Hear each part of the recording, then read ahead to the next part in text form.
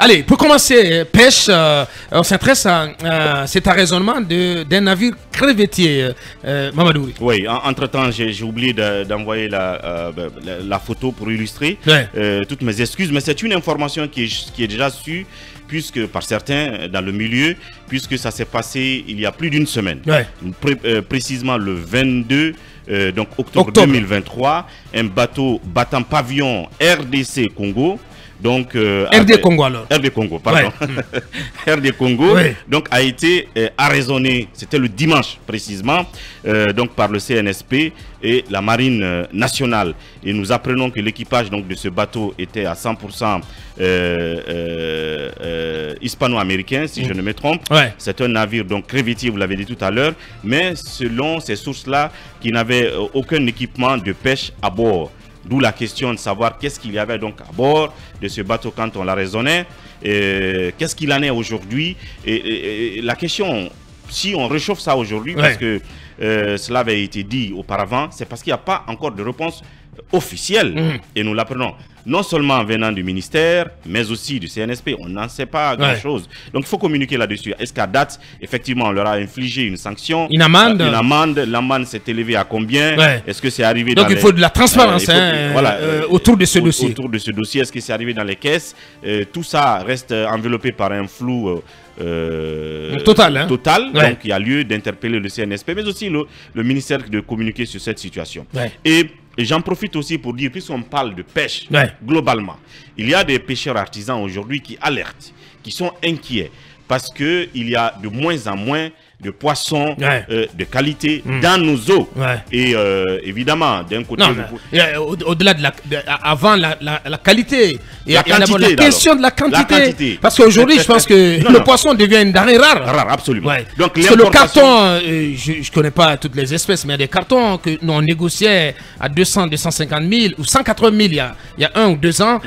Sama est allé en acheter la dernière fois à 400 000. Ça se négocie aujourd'hui à 400 000. Donc, une hausse de 100%. C'est cela. Donc, il y a de moins en moins de poissons et cela donc met en avant l'importation. J'apprends qu'aujourd'hui nous importons du poisson du Sénégal, de la Mauritanie, mais tenez-vous bien, du Yémen. Je ne sais pas sur la carte du monde, le Yémen, il est où? Mais imaginez qu'on importe du poisson du Yémen. C'est un artisan pêcheur qui m'a dit ça, ou un pêcheur artisan. En tout cas... le long du golfe Persique, qui longe la mer, comment dirais-je, entre l'Afrique, la corne de l'Afrique et l'Arabie Saoudite. Voilà. Donc, je crois qu'il y a lieu que la ministre elle nous revienne encore une fois, parce que ça fait plusieurs mois, pour nous parler de la situation actuelle. Parce que c'est inquiétant. Et ces pêcheurs pensent qu'il y a beaucoup de facteurs qui expliquent cette situation. Donc, une agression des eaux marines, de l'écosystème maritime par plusieurs activités, mais ils indexent principalement l'activité minière.